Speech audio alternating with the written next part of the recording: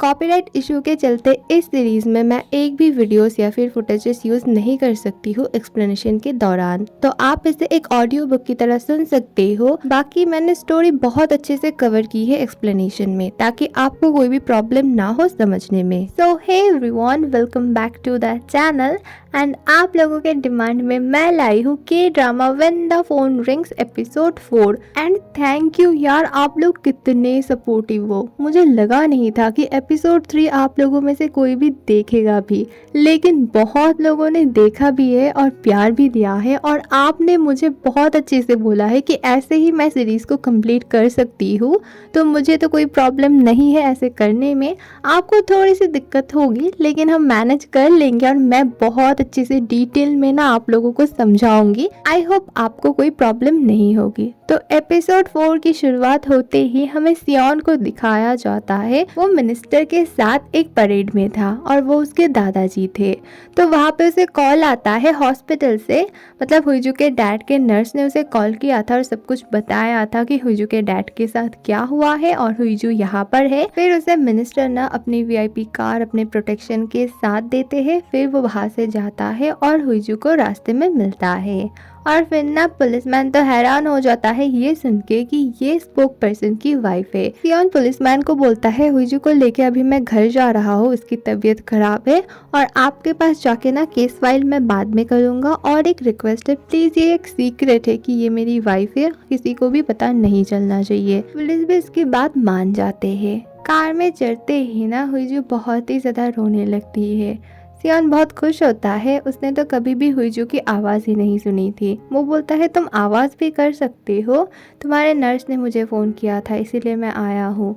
और हाँ, तुम जितना चाहे रो सकती हो, तुम हमेशा चुप रहती हो, कभी भी कुछ नहीं बोल पाती हो, तो तुम अभी रो सकती हो। और तुम टेंशन मत लो, तुम अकेली नहीं हो, तुम्हारे डैड का ख्याल मैं रखूँगा। उनका ना हॉस्पिटल मैं चेंज कर दूंगा और उन्हें बहुत ही ज़्यादा वीआईपी सिक्योरिटी के साथ रखूँगा, कभी भी उन्हें कोई भी चोट नहीं आने वाली है अब से। सडनली एक रेस्टोरेंट में ना जोंगू और यूरी मिलते हैं। फिर यूरी ना जोंगू को टीज करती है कि मुझे पता है तुम हुईजू को पसंद करते हो, तुम्हें उस पर क्रश है ना। वो बहुत ही ज़्यादा घबरा जाता है। फिर वो पूछता है तुम्हें भी तो सियोन बहुत ही ज़्यादा पसंद है। फिर वो बहुत शर्माती है। फिर वो अपनी स्टोरी बोलना स्टार्ट करती है। पास्ट में जब उसकी जॉब लगी थी पहले पहले, तब ना उसे ठीक ठाक कुछ भी नहीं आता था, तो सियोन उसे बहुत डांटता था और उसे डांट के सिखाता था। सियोन की वजह से ही वो एक टॉप एंकर बन पाई है और इसी वजह से वो धीरे धीरे सियोन को पसंद करने लगती है। लेकिन एक दिन सियोन अचानक से शादी कर लेता है और उसका ना पूरा दिल टूट जाता है। ये सब बोलते बोलते वो बहुत ही ज्यादा रोने लगती है। जोंगू उसे संभालता है। सियोन हुईजू को 5 स्टार रेस्टोरेंट में लाता है घर ना ले जाके। हुईजू बोलती है यहाँ पर हम क्या करेंगे। फिर सियोन बोलता है क्या तुम भूल गई कि आज हम दोनों को मेरे मॉम डैड से लंच पे मिलना है। हिजू बोलती है ठीक है। फिर वो हिजू को ना डायरेक्ट एक रूम में ले जाता है। हिजू बोलती है यहाँ पर क्यों, हमें तो उन दोनों से मिलना है ना। वो बोलता है तुम यहाँ पर पहले रेस्ट लो, कुछ खा पी लो, फिर हम जाएंगे। सियोन हिजू के लिए ढेर सारा खाना मंगवाता है जो जो हिजू को पसंद है। ये जेस्चर उसका बहुत ही पसंद आता है हिजू को। सियोन अपने मॉम डैड से मिलने जाता है। उसे अकेले देख के ना उसके डैड बहुत ही ज्यादा भड़क जाते हैं। एक्चुअली उसके डैड बहुत ही ज्यादा गुस्सेल और बदतमीज आदमी थे, जो सियोन को तो बिल्कुल ही पसंद नहीं करते थे और हिजू को भी नहीं। फिर सियोन उन्हें बताता है कि उसके फादर इन लॉ के साथ कुछ प्रॉब्लम हो गई थी, इसी वजह से वो दोनों वहाँ पर गए थे। अब हिजू की तबीयत ठीक नहीं है, इसलिए उसे रेस्ट की जरूरत है, इसीलिए मैं उसे नहीं लाया हूँ। ये सुन के उसके डैड ना और भी ज्यादा भड़क जाते हैं, उसे उल्टा सीधा बोलना स्टार्ट करते हैं। असल में उसके डैड चाहते हैं कि वो भी पॉलिटिकल लाइन में आए और उन्हें सपोर्ट करे सबके सामने खुलेआम, लेकिन सियोन ये सब नहीं करता था। इसलिए उन्हें लगता था कि सियोन एकदम निकम्मा है, उसे कोई भी सक्सेस नहीं मिल सकती है उनके बिना। सियोन उन्हें बोलता है आपने यहाँ पे पापाराजी बुलाया है ताकि फोटोज खींच के आप बाहर दिखा सको कि मैं आपसे मिलने आया हूँ, इसका मतलब इलेक्शन के लिए मैं आपको सपोर्ट कर रहा हूँ। तभी वहाँ पे हिजू आती है। असल में हिजू सो गई थी और जब उसकी आँख खुलती है तभी उसे याद आता है उसे यहाँ आना था। अब सियोन के डैड हुईजू को बुरा भला बोलना स्टार्ट करते हैं कि तुम एकदम लायक नहीं हो, तुम बोल नहीं सकती हो, हम बार बार बोल रहे हैं कि तुम जॉब छोड़ दो फिर भी नहीं कर रही हो, हम तुम दोनों का ना डिवोर्स कर देंगे। तभी सियोन बहुत ही ज़्यादा भड़क जाता है और उन्हें उल्टा सीधा सुनाना शुरू करता है कि आप मुझे बोल रहे हो ठीक है, लेकिन मेरे वाइफ को कुछ भी मत बोलना। तभी ना सियोन के डैड को बहुत ज़्यादा गुस्सा आता है। वो एक ग्लास ना हुईजू की तरफ थ्रो करते हैं और सियोन हुईजू को बचा लेता है। सियोन अपने फादर पे गुस्सा करता है और फिर हुईजू का हाथ पकड़ के वो चला जाता है। हुईजू अपना हाथ छोड़ने के लिए बोलती है, लेकिन सियोन अपना हाथ नहीं छोड़ता है और सियोन उसे बोलता है तुम मुझसे डिवोर्स मत लो, मैं जानता हूँ इन लोगों की हरकतें तुम्हें पसंद नहीं है, तुम प्लीज़ अपने मॉम डैड और मेरे मॉम डैड की बातों पे ध्यान मत दिया करो, ये लोग हमसे प्यार नहीं करते हैं, ये लोग हमेशा अपने फ़ायदे के लिए सोचते हैं और हम लोगों को यूज़ करते हैं। देखा ना कितनी ईजिली तुम्हारे सिस्टर की जगह उन्होंने रिप्लेस करके तुम्हें रख दिया, वैसे ही मुझे भी रिप्लेस करने में इन्हें टाइम नहीं लगेगा। तो अब से हम हमारे लिए सोचेंगे, इन लोगों के बारे में सोचना बंद, इन लोगों के लिए हमने बहुत ज़्यादा सैक्रिफाइस कर लिया है। हुईजू ना घर आके सोचने लगती है कि उसने कितनी बड़ी गलती की है किडनैपर का फ़ोन यूज़ करके। फिर वो सोचती है इसे वो डस्टबिन में फेंक देगी। फिर सोचती है कि डस्टबिन से सियोन ने देख लिया। फिर वो उसे ना बहुत सारे पैकेट में रैप करती है और बाहर फेंकने के लिए जाने लगती है। सियोन तभी बोलता है मैं कचरा फेंक देता हूँ, तुम्हें जाने की जरूरत नहीं है। पैकेट लेकर ना दोनों में बहुत ज्यादा हाथापाई शुरू हो जाती है। लास्ट तक हुईजू ही अपने पास फोन वाला पैकेट रख देती है। सियोन को थोड़ी सी हैरानी होती है कि हुईजू एक कचरे को लेके इतना क्यों पॉजेसिव हो रही है। सियोन हुईजू को बोलता है कल इंटरव्यू है, क्या तुम रेडी हो? हुईजू बोलती है हाँ मैं रेडी हूँ, लेकिन तुम्हारे फादर और मॉम को अगर पता चला कि मैं तुम्हारे ऑफिस में काम करूँगी, तुम्हारे साइड में रहूँगी, तो देख के वो लोग बहुत ही ज़्यादा गुस्सा करेंगे, क्या तुम संभाल लोगे? सियोन बोलता है हाँ, अगर तुम्हें जॉब मिलती है तो मैं ज़रूर से संभाल लूँगा। सियोन ऑफिस आता है और दोजी को बोलता है तुम्हें जोंगू के बारे में पता लगाना होगा और एक नूरी ड्रीम सेंटर के बारे में भी पता लगाना होगा। दोजी तो जोंगू को पहले से ही जानता था क्योंकि वो एक बहुत बड़ा यूट्यूबर था और इसीलिए वो उसका फ़ैन भी था। वो सब कुछ बताने लगता है कि लड़कियां उसकी फ़ैन है, फिर वो बहुत ही ज़्यादा फेमस है। ये सब सुन के ना सियोन को बहुत ज़्यादा जेलसी फील होती है। इंटरव्यू शुरू होती है, बहुत सारे लोगों ने पार्टिसिपेट किया था, लेकिन हुईजू सबसे अच्छा कर रही थी, हर राउंड वो क्रैक कर रही थी और कैमरा में ना सियोन ये सब देख रहा था। सियोन एक चीज़ नोटिस करता है, असल में सियोन की जो वीडियोस वगैरह रहती है वही दिखाया जा रहा था जिसे वो लोग ना साइन लैंग्वेज में कन्वर्ट कर रहे थे, वो जो बहुत अच्छे से कर रही थी। इवन सियोन के बोलने से पहले ही वो कर रही थी। वो ये देख के ना इंटरव्यू रूम में जाता है। इंटरव्यू रूम में उसे देख के सब लोग हैरान हो जाते हैं क्योंकि वो कभी भी इंटरव्यू रूम में नहीं आया था। फिर वो हुईजू को पूछने लगता है तुम ऐसे कैसे कर रही हो, मेरे बोलने से पहले ही तुम इशारे में दिखा रही हो। फिर हुईजू बताती है कि मैं आपके वीडियो को देख के ही प्रैक्टिस करती हूँ, मैंने बहुत बार देखा है, मैं आपके आईज, लिप्स और एक्सप्रेशंस पढ़ सकती हूँ। सियोन बहुत ही ज़्यादा हैरान होकर बोलता है ठीक है, अब कोई वीडियो नहीं चलेगी, मैं जो भी बोलूँगा आपको बहुत जल्दी जल्दी कन्वर्ट करना होगा। वो बहुत कुछ बोलना स्टार्ट करता है और हुईजू बहुत अच्छे से सब कुछ साइन लैंग्वेज में कन्वर्ट करके सबके सामने दिखाती है।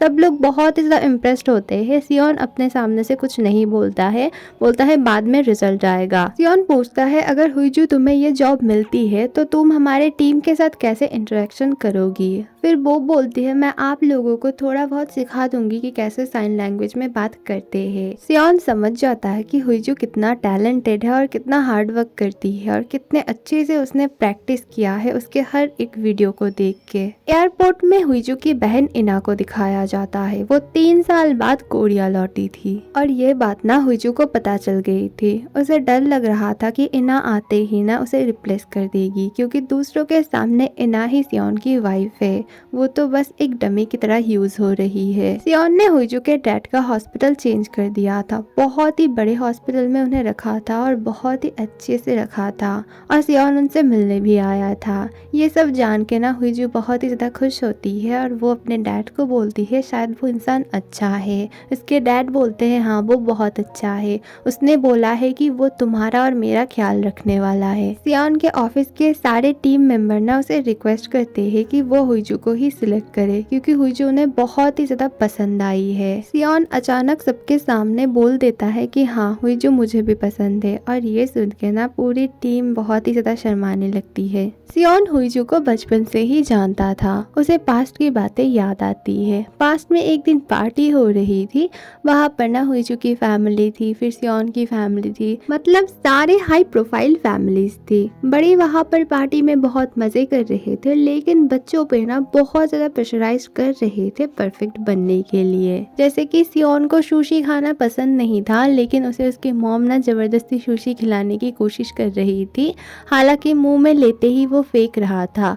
और दूसरी जगह दिखाया जाता है इना बहुत ही ज़्यादा एलिगेंसी के साथ बैठी हुई थी, वो खाना वगैरह नहीं खा रही थी और सबसे अच्छे से बात कर रही थी। यही देख के हुईजू की मदर हुईजू को बहुत ज़्यादा डांट रही थी, उसे कुछ भी खाने नहीं दे रही थी और बार बार इना की तरह बनने के लिए प्रेशर कर रही थी कि देखो तुम कभी भी हाई क्लास नहीं बन पाओगी अगर तुम ऐसी ही रही। सियोन दूर से ये सब देख रहा था, उसे हुईजू के लिए बुरा लगता है। फिर हुईजू का हाथ पकड़ के वो ना छत पे ले जाता है, उसे अपना प्लेट देता है खाने के लिए। हुईजू तो बहुत ज़्यादा खुशी खुशी खाने लगती है।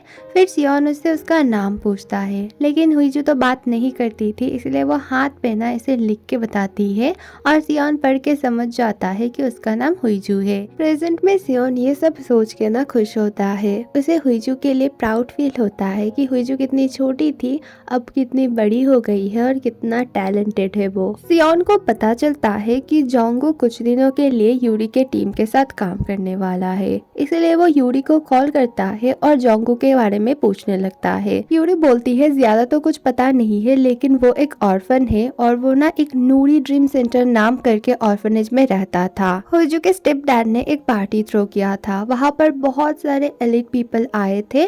यहाँ पर ना सियोन के फादर और मॉम भी आए थे। सियोन की मदर हुईजू की मदर को बिल्कुल भी पसंद नहीं करती थी। हुईजू आती है एक ड्रेस और ऊपर एक कोट पहन के, उसकी मॉम उसे ना एक जगह ले जाती है, उसका कोट खोल के बोलती है तुम थोड़ा सा मॉडर्न बन के रहा करो ताकि तुम्हारा हस्बैंड तुम्हारी तरफ देखे। मैं बिल्कुल भी नहीं चाहती हूँ कि इना के आने के बाद वो तुम्हें रिप्लेस करके तुम्हारी जगह ले, क्योंकि पावर हमारे हाथ में होनी चाहिए, क्योंकि सियोन जब तक तुम्हारा पति है तब तक हम बहुत ज्यादा पावरफुल है। फिर पूछती है कि मैंने सुना तुम्हारे फादर को दूसरे हॉस्पिटल में शिफ्ट किया गया है। हुईजू बोलती है उनको सियोन ने दूसरे हॉस्पिटल में शिफ्ट किया है। उसकी मॉम बोलती है क्या सियोन को सब कुछ पता है मेरे और तुम्हारे डैड के बारे में? हुईजू हाँ बोलती है। वो बहुत ही ज्यादा गुस्सा करती है हुईजू पे, फिर बोलती है ठीक है अब से तो मुझे बिल नहीं देना पड़ेगा, यही ठीक है मेरे लिए।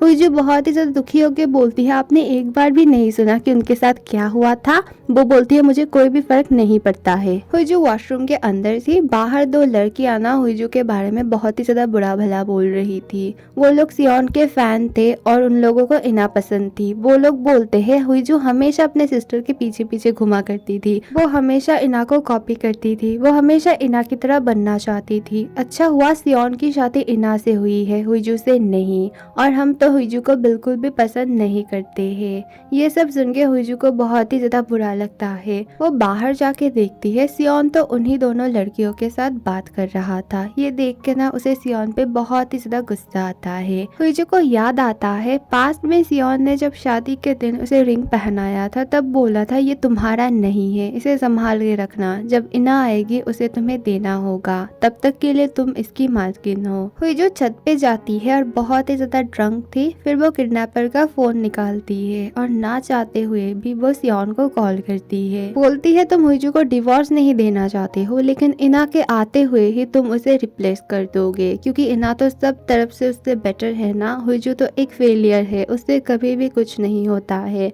ना वो बात कर पाती है, ना वो रिच है बचपन से, बस उसके मॉम के साथ वो आई है। वो तो बहुत ही ज्यादा ग्रीडी है, इसीलिए वो यहाँ पर ढोंग कर रही है सबके बीच। सियोन हुईजू को डिफेंड करते हुए बोलता है ऐसा कुछ भी नहीं है, हुईजू सबसे अच्छी है, यहाँ पर सब लोग बहुत ही ज्यादा मतलबी है, लेकिन हुईजू यहाँ पर है क्योंकि वो अपने मॉम से बहुत प्यार करती है, उसके मॉम के कहने पे वो सब कुछ करती है।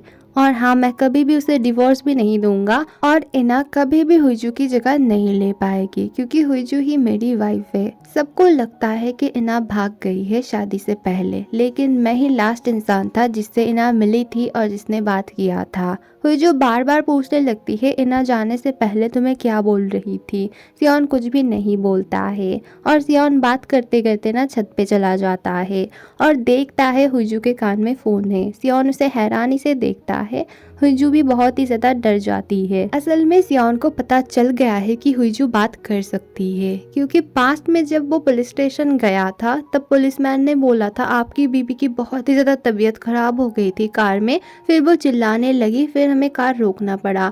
फिर सियोन बार बार पूछने लगता है ऐसा कैसे हो सकता है, मेरी बीबी तो बात नहीं कर पाती है, वो चिल्ला रही थी। फिर उन्होंने ना कार की जो सीसीटीवी फुटेज है वो दिखाया था। उसमें सियोन देखता है हुईजू बहुत ही जोर जोर से चिल्ला रही थी, बोल रही थी प्लीज कार रोको, मेरी तबीयत बहुत खराब लग रही है, दरवाजा खोलो, बार बार यही बोल रही थी। सियोन ये देख के बहुत ही ज्यादा हैरान हो जाता है कि हुईजू बात कर सकती है फिर भी वो चुप क्यों रहती है। एपिसोड 4 यहीं पे खत्म होती है। एपिसोड 5 बहुत जल्द आएगी, थोड़ा सा वेट करना। Thank you for watching, bye.